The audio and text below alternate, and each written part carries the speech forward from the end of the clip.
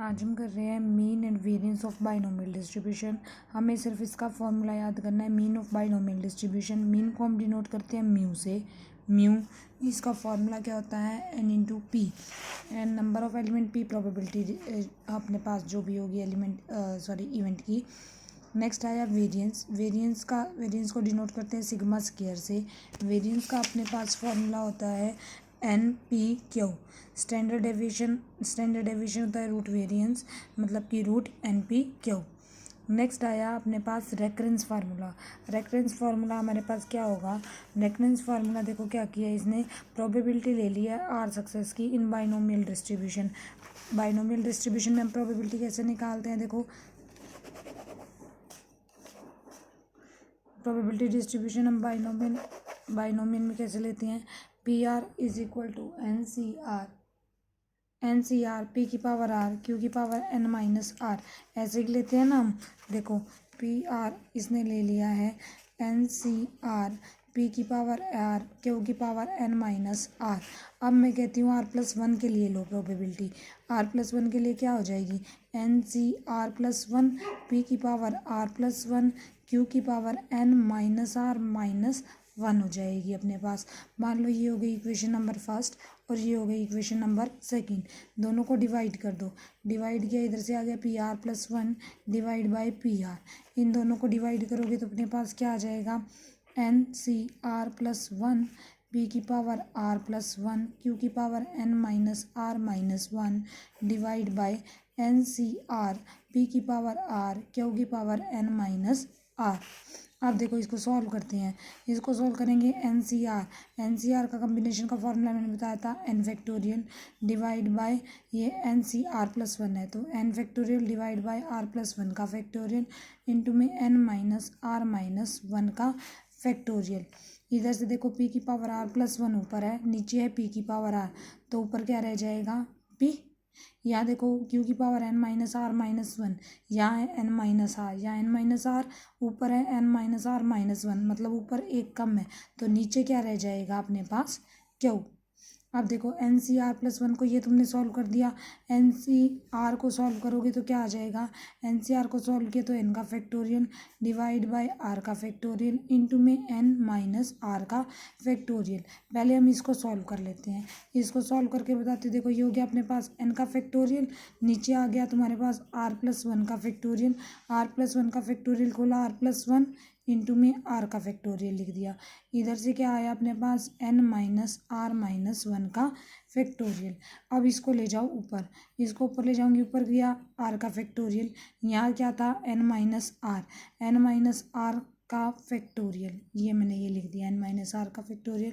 नीचे क्या है एन का फैक्टोरियल, ये टर्म और ये टर्म कैंसिल आउट हो जाएगी, ये टर्म और ये टर्म भी कैंसिल आउट हो जाएगी।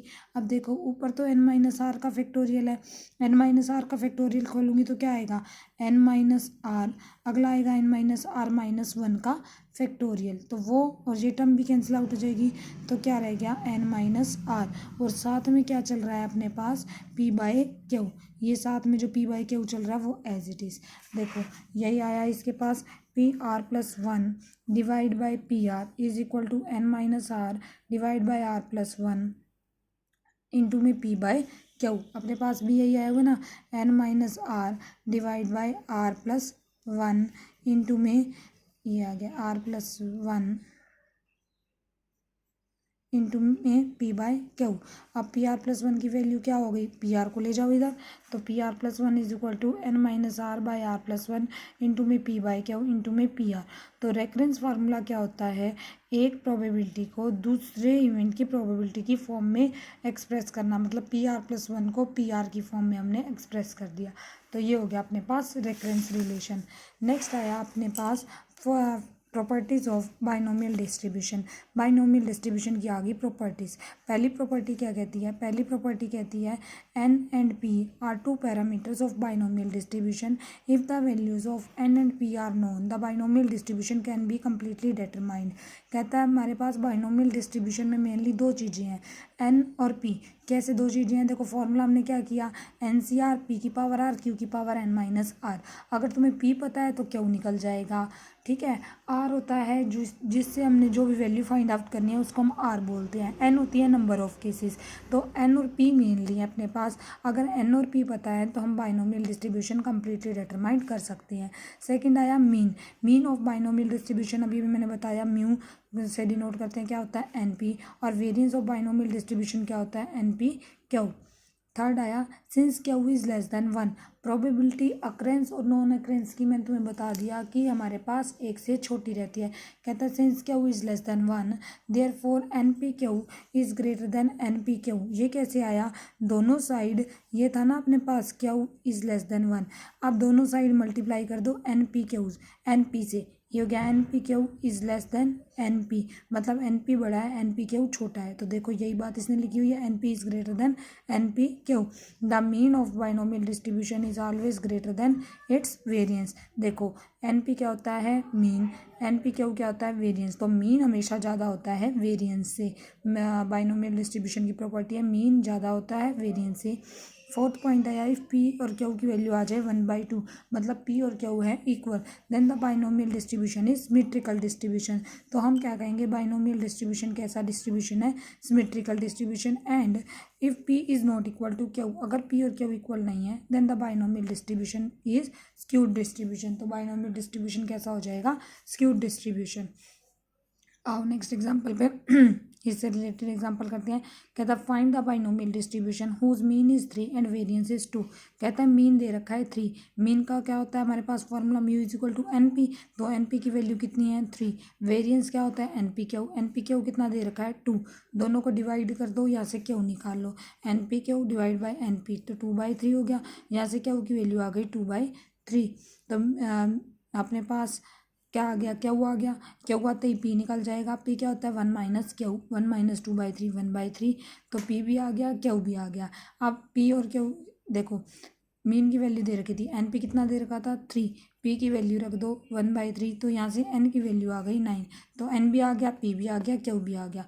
अब निकाल दो बाइनोमियल डिस्ट्रीब्यूशन का, लगा दो फार्मूला, बाइनोमियल डिस्ट्रीब्यूशन निकालना है ना, बाइनोमियल डिस्ट्रीब्यूशन का लगाया formula p x is equal to r is equal to n c r, p की पावर आर क्यू की पावर एन माइनस आर। तो एन कितना है 9 सी आर, पी कितना है 1/3, 1/3 की पावर आर, 2/3 की पावर एन माइनस आर। अब आर की वैल्यू देखो ज़्यादा से ज़्यादा कितनी हो सकती है, ये जो आर है अपने पास कभी भी इससे बड़ा नहीं हो सकता है एन से बड़ा, तो आर की वैल्यू कितनी हो सकती है ज़्यादा से ज़्यादा 9 तक, तो आर की वैल्यू कितनी हो जाएगी 0 से लेकर के 9 तक। ठीक है, नेक्स्ट एग्जाम्पल देखो। कहता है is there any fallacy in the following statement, क्या ये स्टेटमेंट गलत है, कोई करेक्शन है इस स्टेटमेंट में, क्या दे रखा है the mean of binomial distribution is 20, mean दिया हुआ है 20 एंड स्टैंडर्ड डिस्ट्रीब्यूशन इज 7। कहता है मीन 20 है, स्टैंडर्ड डिस्ट्रीब्यूशन कितना दे रखा है 7। देखो कैलकुलेशन करके देखते हैं, अपने पास मीन मतलब एन पी कितना दे रखा है 20, standard deviation root n p q कितना हो गया 7, तो एन पी क्यू कितना आ गया 49। ये देखो वैसे तो यहीं से स्टेटमेंट गलत होगी, देखो ये क्या होता है वेरिएंस और ये क्या होता है मीन। अब अभी हमने प्रॉपर्टी पढ़ी कि बाइनोमियल डिस्ट्रीब्यूशन में मीन बड़ा होता है और वेरिएंस छोटा, अब यहाँ वेरिएंस बड़ा आ गया मीन छोटा आ गया, गलत है ये बात गलत है। तो हमारे पास स्टेटमेंट के अंदर यही बताना था कि क्या कोई करेक्शन है, तो which is not possible as probability of an event can not be greater than 1। इसने क्यों निकाल के दिखा दिया। हम ये भी कह सकते हैं कि वेरिएंस ज़्यादा है मीन कम दे रखा है, तो ये भी हमारे पास गलत है statement.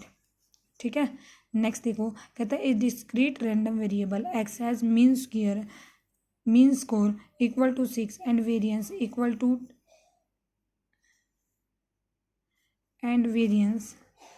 equal to 2, assuming that the underlying distribution of x is binomial, find the probability when x की वैल्यू जो है 5 और 6 के बीच में लाई करती हो। कहता है कोई डिस्क्रीट रैंडम वेरिएबल है x, उसका मीन स्कोर है मतलब मीन दिया हुआ है 6, एन पी कितना दे रखा है 6, वेरिएंस किसके इक्वल दे रखा है 2 के, तो एन पी क्यू कितना हो गया 2, यहाँ से निकाल दो n p q by n p कर दिया, यहाँ से क्यू निकल गया, क्यू आते ही पी निकालो 1 माइनस क्यू क्या 1 माइनस 1/3 2/3, अब पी की वैल्यू एन पी के अंदर रख दो, यहाँ से एन की वैल्यू निकाल दी, एन आ गया अपने पास। अब लगा दो प्रोबेबिलिटी डिस्ट्रीब्यूशन का formula, p x is equal to r n c r p की पावर आर क्यू की पावर एन माइनस आर। तो ये हो गया 9 CR 2/3 की पावर आर 1/3 की पावर 9 माइनस आर। अब आर की वैल्यू देखो यहाँ से क्लियर होगी, 5 और 6 के बीच में लाई करती है, तो 5 और 6 लेना है। तो मतलब आर की वैल्यू क्या हो गई, 5 और 6। तो p x is equal to 5, p x is equal to 6, दोनों को लेकर प्लस, एक बार आर को 5 पुट कर दो, एक बार आर को क्या पुट कर दोगे 6। तो 5 और 6 पुट करके दोनों को ऐड कर दिया हमने। Is that clear? नेक्स्ट देखो, the sum of mean and variance of binomial distribution is 15। Sum of mean क्या होता है एन पी, वेरियंस क्या होते हैं n p q, n p plus n p q कितना दे रखा है 15। And the sum of their square, कहता है इनके स्क्वायर का सम, इनका स्क्वायर क्या एन स्क्वायर पी स्क्वायर, इसका स्क्वायर क्या एन स्क्वायर पी स्क्वायर क्या स्क्वायर, कहता है इनका सम कितना है 117। ये कर दिया 117। अब हमें निकालना है डिस्ट्रीब्यूशन, तो वही एन पी क्यू की वैल्यू निकालनी है। यहाँ से इक्वेशन ऊपर से क्या किया, एन पी कॉमन ले लिया, 1 + क्यू इक्वल टू 15। यहाँ से n square p square common लेके ये आ गया अपने पास। अब क्या करेंगे, पहली वाली का स्क्वायर कर दिया ताकि ये दोनों टर्म डिवाइड करके कैंसिल आउट हो जाए। तो पहले वाली का स्क्वायर क्या है n square p square, 1 + q का स्क्वायर इक्वल टू 15 का स्क्वायर हो गया 225। दोनों को डिवाइड करोगे n square p square cancel out हो जाएगा, ये हो गया अपने पास। ऊपर अपने पास स्क्वायर खोला, 1 स्क्वायर + क्यू स्क्वायर + 2 क्यू, नीचे आ गया 1 + क्यू का स्क्वायर, ये आ गया। दोनों को डिवाइड करके क्रॉस मल्टीप्लाई करके ये इक्वेशन आ गई। इक्वेशन आने के बाद 18 से डिवाइड, फिर उसके बाद की कैलकुलेशन मैं तुम्हारे लिए छोड़ रही हूँ।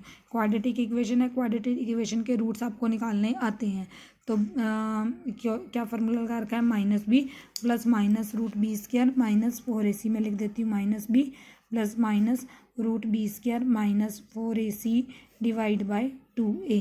तो ये फॉर्मूला लगाकर क्यू की वैल्यू निकाली। क्यू निकालने के बाद पी आ जाएगा 1 - क्यू करके, पी आने के बाद एक इक्वेशन में जाकर वैल्यू रख देना, वहाँ से क्या आ जाएगा एन आने के बाद बाइनोमियल डिस्ट्रीब्यूशन का फॉर्मूला लगाकर वैल्यू रख देंगे। तो इसको आगे कैलकुलेशन आपको ट्राई करोगे, कहीं अगर दिक्कत आती है फिर मेरे से डिस्कस करोगे। नेक्स्ट कहता है if x follows a binomial distribution with mean 4 दे रखा है, वेरिएंस दिया हुआ है 2, कहता है find probability x - 4 is less than equal to 2। सारा काम सेम है, मीन दे रखा है, वेरिएंस दे रखा है। यहाँ से कैलकुलेशन पिछले एग्जांपल्स की तरह है, एन पी क्यू दे रखा है, दोनों को डिवाइड करके क्यू निकालोगे, क्यू निकालने के बाद पी निकालोगे 1 - क्यू करके, फिर अपने पास एन निकालोगे। यहाँ तक का तो काम था सेम। अब इसके बाद प्रोबेबिलिटी देखो, प्रोबेबिलिटी कहता है x - 4 is less then 2, x - 4 का मोड, x - 4 का मोड कर रखा है इसने सॉल्व। अब ये पता है ना, मोड हमारे पास नेगेटिव और पॉजिटिव के बीच में लाई करता है, मोड हमारे पास नेगेटिव और पॉजिटिव के बीच में लाई करता है। तो x - 4 की वैल्यू, इसका मतलब x - 4, देखो x - 4 का मोड अपने पास लेस देन इक्वल टू दे रखा है 2 से, इसका मतलब x - 4 की जो वैल्यू है वो 2 और -2 के बीच में लाई करती है। मुझे x की वैल्यू चाहिए ना, x की वैल्यू चाहिए तो 4 हमारे पास तीनों में प्लस कर दो, तो ये हो गया x, इधर 4 प्लस करूँगी तो -2 + 4 2 हो जाएगा, इधर 4 किया 4 और 4 कैंसिल आउट हो जाएंगे, इधर हो जाएगा 2 + 4 = 6। तो x की वैल्यू किसके बीच में आ गई, 2 और 6 के बीच में। मतलब r की वैल्यू क्या लोगे, r की वैल्यू लोगे 2 3 4 5 एंड 6। तो यही कर रखा है, प्रोबेबिलिटी निकालोगे 2 3 4 5 6 के ऊपर। Is that clear? Next example मैं आपके लिए छोड़ रही हूँ, पहले खुद ट्राई करोगे। चलो मैं करा देती हूँ, रेफरेंस फार्मूला बताना है। कहता है ए डाई इज थ्रोन 5 टाइम्स, कहता है एक डाई को थ्रो किया है 5 बार, मतलब एन कितना हो गया 5। कहता है getting a number 5 on a die is consider as success. कहता है अगर डाई के ऊपर 5 आ जाता है तो हम कंसीडर करते हैं success. Calculate p r is equal to 0 1 2 3 4। कहता है पी आर निकालना है आर की ये वैल्यूज़ के लिए फ्रॉम रेफरेंस फार्मूला की हेल्प से। अब देखो एन की वैल्यू 5 दे रखी है, पी प्रोबेबिलिटी डिस्ट्रीब्यूशन है, प्रोबेबिलिटी डिस्ट्रीब्यूशन 5 कहता है 5 आ जाएगा तो सक्सेस मिलेगी। 5 आने के चांसेस कितने हो गए 1/6, तो पी आ गया 1/6। क्या आ जाएगा 1 - पी, तो क्या आ गया 5/6। पी आर का लगाया फॉर्मूला NCR, पी की पावर आर क्यू की पावर n - आर। अब ले लो आर की वैल्यू, ये सारी कंसीडर करते हैं। आर की वैल्यू ली 0, तो एन सी 0, पी की पावर 0, क्यू की पावर n-0, n हो गया अपने पास। तो ये आ गया एन सी 0, किसी की भी पावर 0 क्या होता है 1, तो एन सी 0 भी क्या होता है 1, तो ये क्या आ गया क्यू की पावर n। क्यू कितना था 5/6, 5/6 की पावर हो गई n की वैल्यू कितनी है 5, तो 5/6 की पावर 5 कैलकुलेट कर ली। अब ये अपने पास रेफरेंस फार्मूला अभी अभी मैंने प्रूफ भी कराया था, PR+1 = n-r/r+1 p/r p/q into में PR। अब यहाँ पर आर की वैल्यू चेंज करते जाओ, 0 के लिए निकाल लिया ना, आर की वैल्यू रखो 1, आर की वैल्यू 1 रखोगे, 1 रखी तो अपने पास देखो पहले 0 रखते हैं, 0 रखेंगे तो P1 निकलेगा, तो 0 रखी, यहाँ पर हो गया 0, यहाँ हो गया 0, मतलब n/1 p/q P0। ठीक है, यहाँ से देखो ये निकला इसने n की वैल्यू कितनी थी 5, 5/1 1/5 हो गया, इधर से p इंटू में 0, 5 और 5 कैंसिल आउट हो जाएंगे ना, ये आ गई वैल्यूज़ अपने पास। सॉल्व करके r कोई वैल्यू 1 रखोगे तो P2 निकलेगा, r की वैल्यू 3 रखोगे तो अपने पास r की वैल्यू 3 रखोगे तो P4 निकलेगा। इसी तरीके से कैलकुलेशन आप करके देखोगे, ट्राई करोगे, कोई प्रॉब्लम होगी फिर डिस्कस करते हैं। नेक्स्ट टॉपिक आया आपका फिटिंग ऑफ बाइनोमियल डिस्ट्रीब्यूशन। देखो अभी तो हम पहला ही डिस्ट्रीब्यूशन कर रहे हैं बाइनोमियल। अब तुम पूछोगे फिटिंग की कहाँ जरूरत पड़ी, जब हम एक से ज़्यादा डिस्ट्रीब्यूशन कर लेंगे, आगे हम कई डिस्ट्रीब्यूशन करेंगे, तब हमें कहीं जगह पर फिट करना होगा डिस्ट्रीब्यूशन अकॉर्डिंग टू स्टेटमेंट। तब वहाँ पर हमें देखना होगा कि कौन सा डिस्ट्रीब्यूशन आता है। तो पहला केस आया fitting of binomial distribution. Binomial distribution fit कैसे करते हैं, पहला स्टेप है, कहता है determine the values of p and q. सबसे पी और क्यू की वैल्यू निकालो। If one of this value is known then the other can be determined simply. कहता है अगर एक वैल्यू पता है तो दूसरी कैसे निकल जाएगी, P = 1 माइनस क्यू कर दो, क्यू की पता है तो क्यू = 1 माइनस पी कर दो। सेकंड स्टेप क्या कहता है, when P and Q are equal. कहता है जब P और क्यू इक्वल हो then they can be interchange, वो हमारे पास इंटरचेंज भी कर सकते हो without altering the values of any term. कहता है बिना किसी वैल्यूज़ को अल्टर किए, चेंज किए। ठीक है, कहता है हमारे पास P और Q जब हमारे पास 1/2 होंगे तो डिस्ट्रीब्यूशन क्या हो जाएगा हमारे पास सिमेट्रिकल। ये पॉइंट हम प्रॉपर्टीज़ में भी पढ़ चुके हैं। अब क्या कहता है if P is less than 1/2। अगर P की वैल्यू देखो हमने प्रॉपर्टीज़ में पढ़ा था, अगर इक्वल होगी तो डिस्ट्रीब्यूशन क्या होगा सिमेट्रिकल, अगर नहीं है इक्वल तो डिस्ट्रीब्यूशन कैसा होगा स्क्यूड होगा। अब वो कैसा स्क्यूड होगा देखो, अब इक्वल नहीं है तो या तो छोटी होगी या बड़ी होगी। कहता है if P is less than 1/2, अगर लेस देन हो गई तो पॉजिटिव स्क्यूनेस होगी, अगर ग्रेटर देन हो गई तो कैसी स्क्यूनेस हो जाएगी, नेगेटिव स्क्यूनेस हो जाएगी, अपने पास नेगेटिव स्क्यूड हो जाएगा। सेकंड स्टेप कहता है कि एक्सपेंड करेंगे, बाइनोमियल एक्सपेंशन लगाएंगे P + Q की पावर n। ये बाइनोमियल एक्सपेंशन जो आप छोटी क्लासेस में पढ़ते थे वो। कि थर्ड स्टेप में multiply each term of the expanded binomial by capital M। Capital N क्या होगा, टोटल फ्रिक्वेंसी। ठीक है, फॉर एग्जांपल देखो the following in the frequency distribution of 128। ये 128 जो है अब हमारे पास कैपिटल N हो गया। Throws of 7 coins according to the heads. कहता है फ्रीक्वेंसी डिस्ट्रीब्यूशन दिया हुआ है 128 थ्रोज का, ये इसकी फ्रीक्वेंसी दे रखी है, मतलब 0 आ रहा है 7 बार, 1 आ रहा है 6 बार, 2 आ रहा है 19 थ्रो में, 3 आ रहा है 35 थ्रो में, 4 आ रहा है 30 थ्रो में, इसी तरीके से 4 बार हेड आ रहा है, 5 बार आ रहा है, ये दिया हुआ है। प्रोबेबिलिटी अब हमें पता है कि कॉइन की इक्वल होती है, प्रोबेबिलिटी हेड और टेल आने के चांसेस इक्वल है ना, तो P 1/2 क्या 1/2 हो गया अपने पास। फिर इसके बाद सेकंड स्टेप में हम क्या करते हैं, P + Q की पावर n लगाते हैं, बाइनोमियल डिस्ट्रीब्यूशन लगाया, P + Q की पावर n 1/2 + 1/2 की पावर n लगा दिया, 1/2 + 1/2 की पावर n, इसको हम बाइनोमियल से खोलेंगे। बाइनोमियल क्या होता है अपने पास, n हो गया अपने पास 7, ये स्मॉल n, टोटल 7 बार किया है ना इसने, तो बाइनोमियल डिस्ट्रीब्यूशन लगा रहे हैं। बाइनोमियल डिस्ट्रीब्यूशन अपने पास क्या होता है,